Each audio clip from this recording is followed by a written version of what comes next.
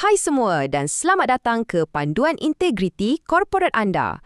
Kalau anda baru saja melangkah masuk ke dunia korporat atau tengah rancak membina kerjaya, maklumat yang kita nak kongsikan hari ini memang sangat-sangat kritikal. Kita akan bongkarkan sempadan-sempadan undang-undang yang anda wajib tahu supaya anda tak tersilap langkah dan dapat lindungi diri serta masa depan kerjaya anda. Okey, untuk hari ini kita ada 5 fokus pantas. Kita akan sentuh tentang definisi sebenar rasuah, masuk sikit tentang Akta SPRM 2009, tengok realiti hukuman yang ada, selami bahaya tuntutan palsu dan akhir sekali, apa tindakan yang patut anda ambil. Jom kita terus masuk ke bahagian pertama, definisi dan bentuk rasuah. Sebenarnya rasuah ni jauh lebih licik daripada sekadar gambaran dalam filem yang tunjuk orang bawa beg bimbit penuh dengan duit tunai tu. Kalau kita tengok, Transparency International bagi takrifan yang cukup tegas, iaitu toleransi sifar untuk sebarang penyalahgunaan kuasa yang diamanahkan. Cuba fikirkan macam ni, sebagai pekerja, syarikat dah amanahkan kuasa kepada anda kan? Mungkin untuk urus bajet, buat pembelian atau luluskan dokumen. Kalau anda salah guna kepercayaan ni untuk untung sendiri, itulah teras kepada rasuah. Tapi kan, dekat luar sana, terutamanya di Malaysia, kita jarang dengar orang guna perkataan rasuah secara terang-terangan. Kita lebih selalu dengar terma-terma jalanan macam duit kopi, kautim, pelincir atau duit minyak. Bunyi macam santai je kan? Tapi terma-terma ni sebenarnya sangat berbahaya sebab ia seolah-olah menormalisasikan benda tu dan buat kita lupa yang ia sebenarnya satu kesalahan jenayah yang serius. Dan ingat tahu, bentuk rasuah moden ni tak semestinya melibatkan duit fizikal. Ia boleh datang dalam pelbagai bentuk. Contohnya, hadiah peribadi yang mewah, dapat bonus yang tak sepatutnya, perkhidmatan percuma, ada orang paksa bagi diskaun atau tiba-tiba je kena offer naik pangkat. Di mata undang-undang, semua ni sama je bahayanya dengan bagi duit tunai. Okey, beralih ke bahagian kedua, mari kita tengok secara ringkas apa sebenarnya yang tertulis di bawah Akta SPRM 2009. Bila kita sebut je pasal Akta SPRM 2009, ada 4 kesalahan utama yang anda betul-betul kena hafal. Jangan anggap 4 seksyen ni sebagai undang-undang atas kertas je. Anggap ia sebagai sempadan syarikat yang sangat ketat yang anda tak boleh langgar sama sekali. 4 perkara tu ialah meminta dan menerima suapan, menawar atau memberi suapan, membuat tuntutan palsu dan akhir sekali, salah guna kuasa. Benda paling penting yang anda sebagai warga korporat baru kena faham ialah benda ni ibarat jalan dua hala. Secara aktif menawarkan rasuah untuk dapatkan sesuatu kelulusan adalah dilayan sama berat oleh undang-undang dengan secara pasif bersetuju menerima suapan tu. Senang cerita, pemberi dan penerima dua-dua sekali buat jenayah. Seterusnya, bahagian ketiga, realiti hukuman pahit. Ini masanya untuk semakan realiti. Mari kita tengok apa jadi di dunia nyata kalau ada individu yang rasa rasuah kecil-kecilan ni hanyalah cara biasa berniaga. Cuba bayangkan kes ni.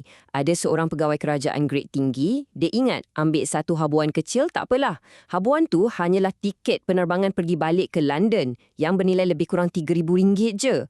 Ia diberi oleh seorang kontraktor sebagai balasan untuk dapatkan projek penyelenggaraan bernilai lebih RM3 juta. Nampak macam kecil kan banding dengan nilai projek?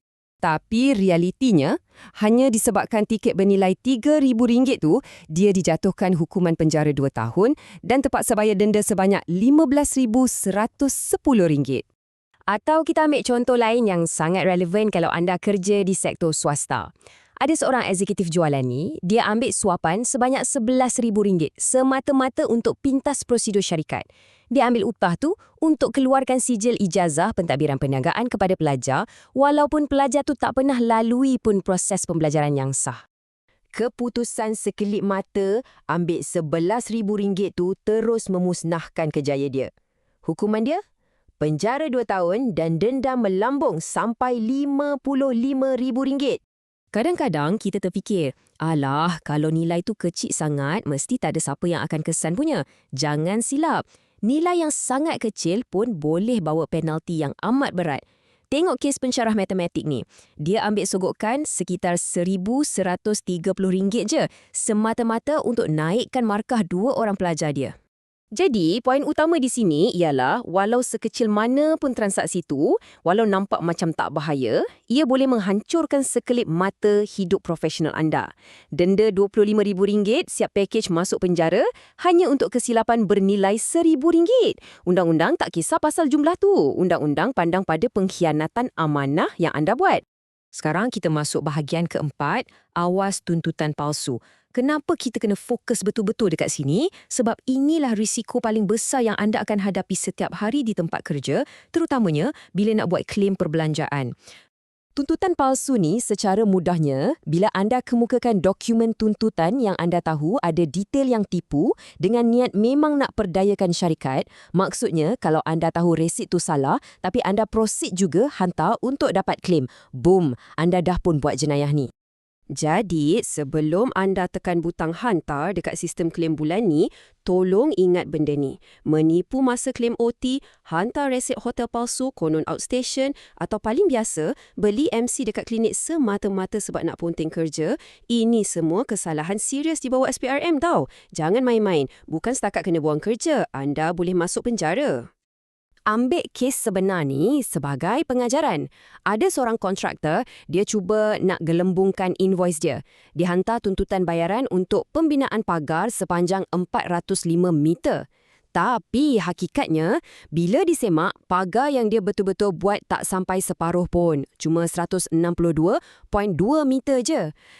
Dan tahu tak apa akibat daripada tuntutan palsu ni?